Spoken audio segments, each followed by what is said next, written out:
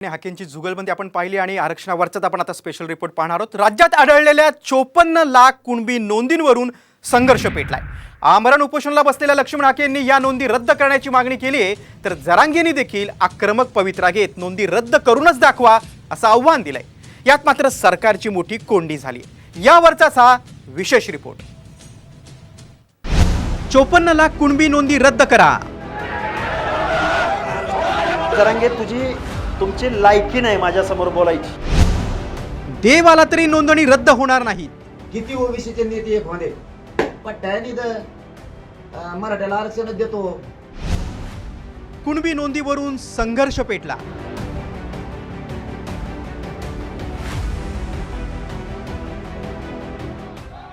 मराठा आरक्षणावरून गेल्या वर्षभरापासून राज्यातलं वातावरण ढवळून निघालंय।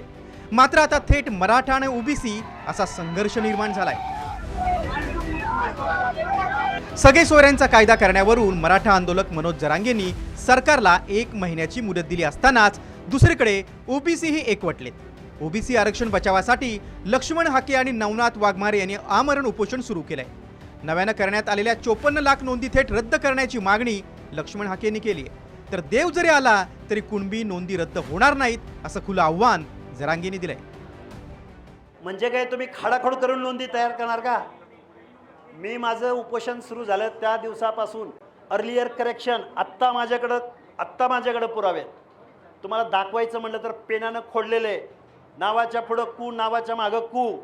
तुम्ही जर लाखो सर्टिफिकेट जर बोगस डॉक्युमेंटच्या द्वारे काढत असाल आणि गव्हर्नमेंटच्या संरक्षणात काढत असाल तर मग या ओबीसीनी आरक्षण संपलं असं समजायचं का?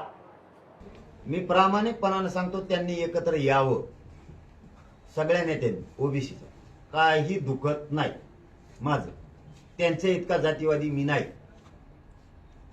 पण नोंदी रद्द करा ह्या भानगडीत पडायचं नाही, कारण ते आमचा ओरिजिनल जमिनीचा सातबारा असल्यासारखा आहे। तुमचा देव जरी आला तरी तो हिसकून घेऊ शकत नाही।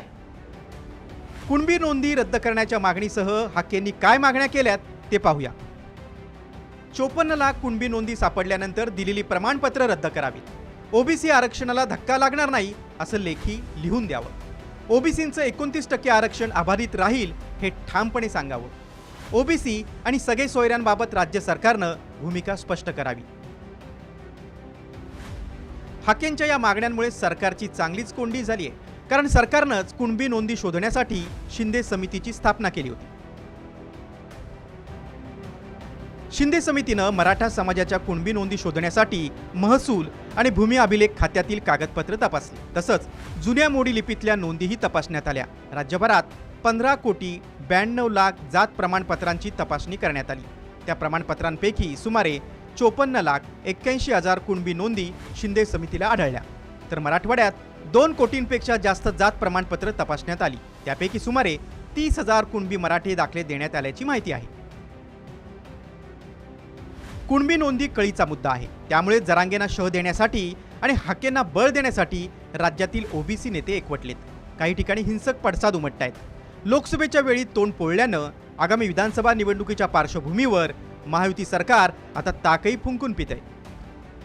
हाकेंच्या उपोषणावर तोडगा काढण्यासाठी सरकार दरबारी हालचाली सुरू झाल्यात। मात्र मराठा समाजाला हवं असलेलं ओबीसीतलं आरक्षण आणि आरक्षणाचा गुंता सोडून मराठा आणि ओबीसी या दोन्ही समाजाला दिलासा देण्याचा सरकार प्रयत्न करणार का, याकडे राज्याचं लक्ष आहे। ब्युरो रिपोर्ट, साम टीव्ही न्यूज।